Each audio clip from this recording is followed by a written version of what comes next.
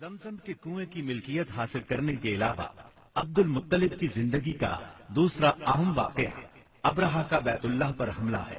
تاریخ میں اس کو واقعہ فیل کے نام سے یاد کیا جاتا ہے۔ ابرہہ ایک عیسائی سردار تھا۔ شاہ حبشہ نجاشی کی طرف سے یمن کا حاکم تھا۔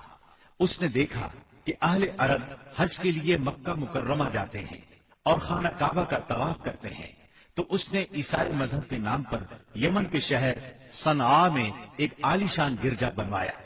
عرب میں اس گرجا کی خبر مشہور ہو گئی۔ قبیلہ کنانہ کا ایک آدمی وہاں گیا اور گرجا میں گندگی پھیلا کر بھاگ آیا۔ ابرہہ نے غصے میں آ کر قسم کھائی کہ کعبے کو ڈھا کر دم لے گا۔ چنانچہ وہ ایک لشکر جرار لے کر مکہ مکرمہ کی طرف روانہ ہوا۔ راستے میں عرب کے جس قبیلے نے بھی مزاحمت کی، ابرہہ نے اسے تہہ دیکھ کر ڈالا، یہاں تک کہ وہ مکہ معظمہ کے قریب پہنچ گیا۔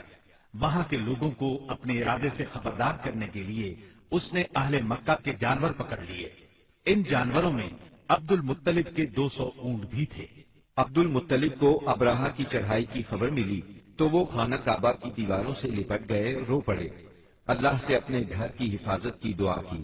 قریش کے چند سرداروں کو لے کر ابرہہ سے ملنے کے لیے گئے اور اس سے اپنے اونٹوں کی واپسی کا مطالبہ کیا۔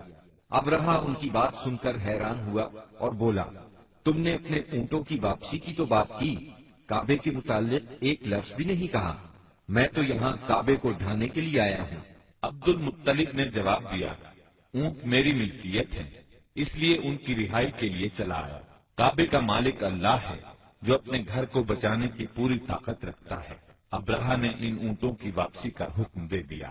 یہ اپنے اونٹ لے کر مکہ معظمہ واپس آ گئے۔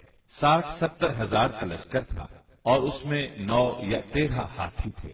اس لشکر نے آخر مکے پر چڑھائی کی۔ لشکر مکے کے نزدیک پہنچا تو محمود نامی ہاتھی نے مکے میں داخل ہونے سے انکار کر دیا اور وہیں بیٹھ گیا۔ ایسے میں اچانک باہر کلزم کی طرف سے پرندوں کا ٹڈی دل نظر آیا۔ ان کے پنجوں اور چونچوں میں کنکریاں تھیں۔ جن سپاہیوں پر وہ کنکریاں پڑتی ان کے اعضاء کٹنا شروع ہو جاتے۔ ان کنکریوں کے گرنے سے ابرہہ کی فوج اور ہاتھیوں کا جو حشر ہوا وہ بلا شبہ تاریخ عالم کا ایک نہایت حیرت ناک باب ہے۔ خود ابرہہ مشکل سے گرتا پڑتا صنعاء تک پہنچا اور نہایت دردناک عذاب میں گرفتار ہو کر یمن میں مرا۔ عربوں کے ہاں اس سال کو عام الفیل کہتے ہیں۔